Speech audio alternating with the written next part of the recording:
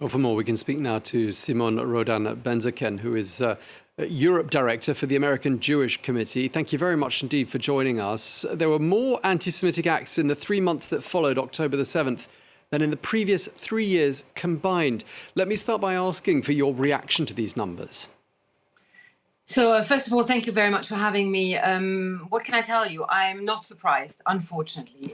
We know that whenever something is going on in the Middle East between Israel and the terrorist organization of Hamas, we always have had in the past, over the past 20 years, a sharp spike of anti-Semitic acts.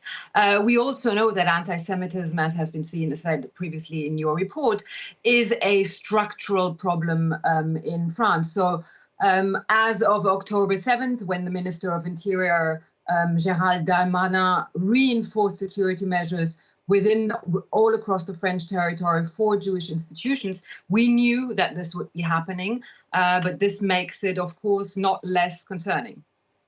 Indeed, and you mentioned the Interior Ministry there. Those numbers came from the Interior Ministry, and you mentioned some measures taken, some preemptive measures taken by the Interior Ministry. But are you satisfied that they've done enough? So first of all, I think enough, no, but it is, of course, very important that the Ministry of Interior, right from October 7th, took the decision to protect Jewish community sites, whether they're synagogues, whether Jewish schools, etc. But as you can see in the report, the problem is this time not only Jewish sites, but it is in the private sphere and in schools in particular. And there, I think more needs to be done. More also needs to be done on the social media front. We know that in particular young people are exposed to anti-Semitic hate speech, in particular online, that some of the radicalization in terms of anti-Semitism is happening online. And this is also why, in particular, young people are concerned, meaning that much of the anti-Semitism is happening either in schools or in universities. You said at the beginning that this isn't a new problem. It's a structural problem in France and perhaps in other countries in Europe as well. I was just wondering, before October the 7th, had you noticed the situation was worsening, or had things, in terms of the statistics at any rate, stayed fairly constant? No, I mean, we know basically when you look at the numbers of anti-Semitic hate crimes, basically since the beginning of the Second Intifada, meaning the early years of 2000, France has really had a structural problem of anti-Semitism on the French territory. So depending on the years, you can go from 250, 300 anti-Semitic acts to 1,000. We've never gone beyond the number of 1,000 anti-Semitic acts, which is the case now for this year. But, already 300 anti-Semitic acts represents nearly one anti-Semitic act a day on average for a Jewish population that represents less than 1% of the total of all French people. So again, the problem is structural. It has been structural for 2 decades, and more definitely needs to be done to fight this problem.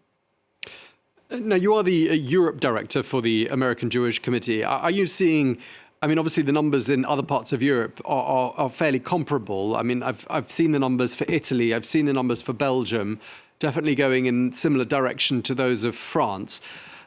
Are there any bright spots? Are there any countries in Europe that stand out for you and you say, these are countries that have got the situation under control, that have taken the necessary measures? I just wonder whether there is any perhaps more positive interpretation of the figures in any of the other countries that you keep an eye on. No, first of all, the problem of anti-Semitism, in particular since October 7th, is really global. It's not only in Europe. You can see it in the United States. You can see it in Australia. You can see it in Canada. You can really see it all over the world. By the way, when one of the first things that Hamas said after October 7th attack was this was supposed to be a global intifada. And we see much of this. Are there bright spots in terms of security, in terms of anti-Semitic hate crimes? Yes, there are countries where it's much lower.